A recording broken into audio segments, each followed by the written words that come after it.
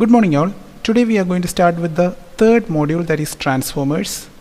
Basically a transformer consists of three parts. One is primary winding, second one is the core, and the third one is secondary winding. Usually the cores are provided with the laminated structure in order to reduce the eddy current losses. They are usually made up of steel with a large amount of silicon content in them. Both these primary windings as well as secondary windings are usually made up of copper material. The basic purpose of this transformer is to transfer the electric power in one circuit to the other one without bringing any change in the values of frequency. We will begin with the basic working principle of transformer. Unlike DC machines we have studied so far, transformers are static devices as they do not have any moving parts in them. The basic working principle of the transformer is mutual induction. In transformers, a coil will be provided with the supply voltage, and that particular coil is said to be the primary winding. So when AC supply is provided with the primary winding, it sets up an alternating flux in this laminated core. As this alternating flux links with the secondary winding, according to Faraday's law of electromagnetic induction, an EMF gets induced in the secondary winding, which is given by the relation E is equal to m into di by dt. You are quite familiar with this relation from your school classes. That is, according to Faraday's law of electromagnetic induction, whenever there occurs a change in flux, an EMF will get induced. Since the flux which is present in this core is alternating in nature, that is, it is a time varying one, the magnitude of flux keeps on changing continuously, hence an EMF gets induced in the secondary winding. If it was self-induced EMF, we would have used the relation E is equal to L into di by dt, but in this case it is due to the mutual induction, hence the induced EMF's relation will be given by the standard form E is equal to m into di by dt. And if this secondary circuit is kept closed, then definitely a current will be flowing through this, so that the electric energy from the primary winding will be completely transferred to the secondary winding through this iron core, not electrically but entirely magnetically. That needs a special mention. This power at the primary side is transferred to the secondary side through this magnetic circuit, and it is not transferred electrically. The theoretical portion of the working principle is clearly defined in this slide. So briefly I can say that transformer is a device which transfers electric power from one circuit to another. It does so without any change in frequency. It accomplishes this by electromagnetic induction, specifically mutual induction. That is where the two electric circuits, that is the primary winding and secondary winding, are in mutual inductive influence. Before going straight to the details of actual transformer, we will begin with an ideal transformer and gradually we will move to the actual transformer. An ideal transformer is the one which has no losses in them, that is, it neither has I square R, that is copper loss, or core loss. So basically an ideal transformer can be considered to have two inductive coils wound on a lossless core. In real practice, it's not possible to realize such a transformer, but for understanding purpose we will begin with this ideal transformer and step by step we will move to the actual transformer. In this ideal transformer, we will begin with the condition of the secondary winding is made open, that is, no load is being connected to the secondary winding. Under this no load condition of ideal transformer, we will be providing the primary side with the supply voltage. That supply voltage is represented as V1, and it is represented in waveform here. This is actually the V1, this blue line.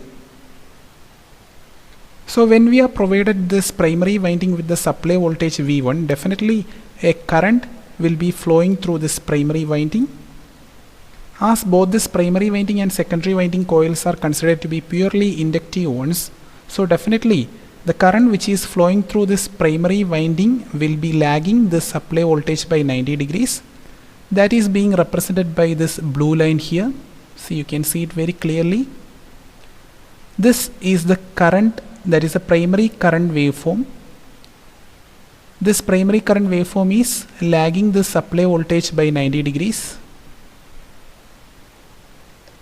As this current is alternating in nature, definitely it will set up an alternating flux in the core, and that particular alternating flux is indicated by this dotted line, that is the red dotted line which is shown here. As this alternating flux is flowing through this core, definitely this alternating flux will cause EMF to induce both in this coil as well as in this coil. The EMF which is getting induced in the primary coil is represented as E1, and the EMF which gets induced in the secondary coil is indicated as E2. According to Faraday's law of electromagnetic induction, the induced EMF is directly proportional to rate of change in flux. Here the flux waveform is represented by this red dotted line. So following the Faraday's law of electromagnetic induction, definitely the waveforms of E1 and E2 will be lagging this flux waveforms further by 90 degrees. That is, the waveforms E1 and E2 is drawn. If you see in this waveforms of E1 and E2, there is a slight correction. This larger one is actually E1 and the smaller one is actually E2. The same correction has to be reflected in this vector diagram also. This is the supply voltage which we are giving to the primary side. As this primary winding is inductive in nature, purely inductive in nature, so definitely the current which is flowing through this will be lagging the supply voltage by 90 degrees. We have shown it very clearly here. The direction of magnetic flux also will be along the direction of the current. Now further obtaining the vectors of E1 and E2, as I have told before, this E1 and E2 will be further lagging the flux vector by 90 degrees. So we have to draw E1 and E2 further lagging this flux vector by 90 degrees. Here also you must note the correction that this one is actually E1 and this one is E2. This self-induced EMF in E1 is exactly opposite to that of V1. Hence this can be called as either counter EMF or back EMF. And the magnitude of E1 will be exactly same as that of the magnitude of V1. Only difference is it will be opposite to it. If we see in this waveforms, this one is actually indicating the supply voltage V1 and this one is representing the E1. Please be careful with the correction which I said now. From this diagram it's clear that this waveform and this waveform are exactly opposite to each other. In the vector diagram, this one will be V1 and this one will be E1. This both are also equal in magnitudes and exactly opposite to each other. And the mutually induced EMF in the secondary winding is indicated as E2. This mutually induced EMF E2 is also in antiphase with V1. That can be very clearly seen here. E2 is also in antiphase with V1, and their magnitude depends upon the number of turns in this winding and the rate of change in flux linkage in this. So far we have seen the concept of ideal transformer under no load condition. I have clearly explained to you the waveforms and vector diagram associated with this. Next we are moving to the derivation of EMF equation in the case of a transformer. Assume the number of turns in the primary winding as N1 and the number of turns in the secondary winding as N2. This waveform indicates the alternating flux which is flowing through the core of the transformer, and its maximum value is indicated as phi m. This is actually phi m, which can be written as the product of Bm into A. As the supply frequency is 50 Hz, hence this alternating flux frequency will also be 50 Hz. For the purpose of derivation, we will be indicating the frequency as small f. Now if we are seeing in this waveform, in this alternating flux waveform, at this particular instant the value of this flux is 0. At this instant the value of flux is phi m. So during the time duration t by 4, the total time duration is t. Therefore, this time duration will be 1 by 4th of the total time duration, that is t by 4. During this time duration, the change in flux is from phi m to 0. Therefore, we can write the relation for average rate of change in flux as phi m divided by this time period, just like how we are writing the relation for speed, distance by time. Similarly, here the average rate of change in flux can be written by the relation phi m divided by t by 4. Instead of t by 4, I can write it as 1 by 4f, because t is equal to 1 by f. Now taking the reciprocal and multiplying, I will be getting the value for average rate of change of flux as 4f phi m Weber per second. So this is actually the average rate of change of flux term, that is the average EMF per turn, which is equal to 4f phi m volt. From this waveform, it's very clear that the magnetic flux is varying sinusoidally in nature.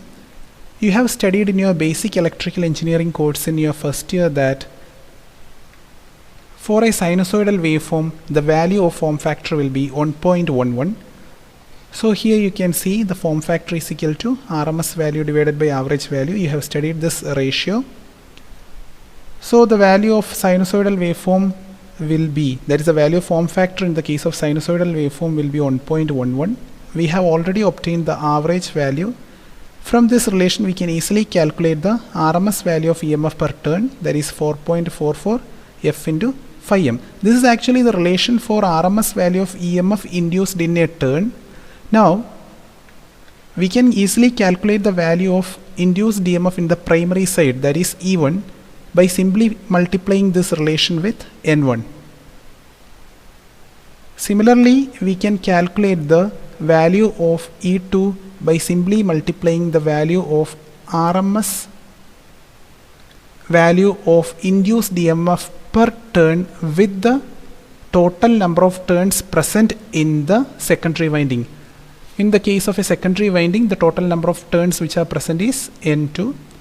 Therefore, the RMS value of EMF induced in the secondary can be obtained as 4.44 F N2 phi m. Instead of this phi m, we can write it as Bm into A. That is the standard relation of magnetic flux density. That is B is equal to phi by A. From the relations of E1 and E2, I clearly see that the ratio of E1 by N1 and E2 by N2 will be always a constant, that is 4.44 F into phi m, which means that the EMF per turn in both the primary winding as well as the secondary winding remains the same, as the EMF per turn does not has any dependency both on the primary. This is another representation of the ideal transformer we have considered so far under no load condition. The supply voltage is indicated as V1 and the primary induced voltage is E1 and the secondary induced voltage is E2, and the secondary terminal voltage is indicated here as V2. Since under no load condition, we can easily say that the value of E2 is same as that of V2 and the value of E1 is same as that of V1. This is possible only under the no load condition. Now from the standard relations of E2 and E1 which we have obtained, we can easily write that E2 by E1 is the ratio N2 by N1, and this is represented as K, and this is said to be the voltage transformation ratio of the transformer. E2 by E1 is equal to N2 by N1. Since in the case of an ideal transformer under no load condition, we can also say that E2 by E1 is same as that of V2 by V1. So the relation can be modified as V2 by V1 is equal to N2 by N1 is equal to K, only in the case of ideal transformer under no load condition. Suppose if in this transformer, if the value of N2 is greater than N1, then such a transformer is said to be step-up transformer. Similarly, if the value of N1 is greater than N2, then such a transformer is said to be step-down transformer. As in the case of ideal transformer, there are no losses, hence the input volt ampere power, that is V1 I1, will be same as that of the output volt ampere power, that is V2 I2. I have written that relation here, V1 I1 is equal to V2 I2. From this I can write V1 by V2 is equal to I2 by I1. As we have told before, V2 by V1 is same as that of K. Therefore V1 by V2 can be written as 1 by K. Hence the relation I2 by I1 will be the inverse of K. Therefore I can write that V2 by V1 is equal to E2 by E1 is equal to I1 by I2 is equal to K. That is the transformation ratio. So far we have seen about the ideal transformer under no load condition. Next we are going to study about the transformer, that is the actual transformer under no load condition. In an actual transformer, definitely we cannot neglect the iron loss which is present in the core as well as the copper loss which is present in the winding. The actual value of current which will be taken by a actual transformer under no load condition is usually indicated as I0. This current I0 has to compensate both the iron losses which is present in the core as well as a very small amount of copper loss which is present in the transformer primary winding only. Why specifically we are saying that transformer primary winding only is due to the no load condition. Under no load condition there will not be any current flowing through the secondary. Since no current is flowing through the secondary, there will not occur any copper loss in the secondary winding. So we can split this current I0 into two components. So splitting this current I0 into two components, one is lying along the supply voltage vector. It is indicated as IW. It is also known as working component of this current I0. And the other component is I nu. It is said to be the magnetizing component. This angle is actually indicated as phi 0. The purpose of this component, that is IW, which is said to be the active or working component, is to compensate the iron losses and a very small amount of copper loss which is being present at the primary side. As it is lying along the voltage vector and the angle between this IW and I0 is indicated as phi 0, hence IW can be represented as IW is equal to I0 cos phi 0. The function of this magnetizing component of the current, which is indicated as I nu, is to maintain the alternating flux in the core. This can be represented as I nu is equal to I0 sin phi 0. This particular component, that is I nu component of this I0, is said to be the wattless component. It is said so as they are not used to compensate any of the losses which is being present in this transformer. So it's very clear that a transformer under no load condition will be taking I0 current from the supply voltage, and this I0 currents will be having two components, one is IW and the other one is I nu. The purpose of IW is to compensate both the iron loss and the very small amount of copper loss which is being present at the primary winding, and the function of this I nu, that is the magnetizing component or the wattless component, is to magnetize the core. This vector diagram is very important. It has been asked once in your previous year university question paper.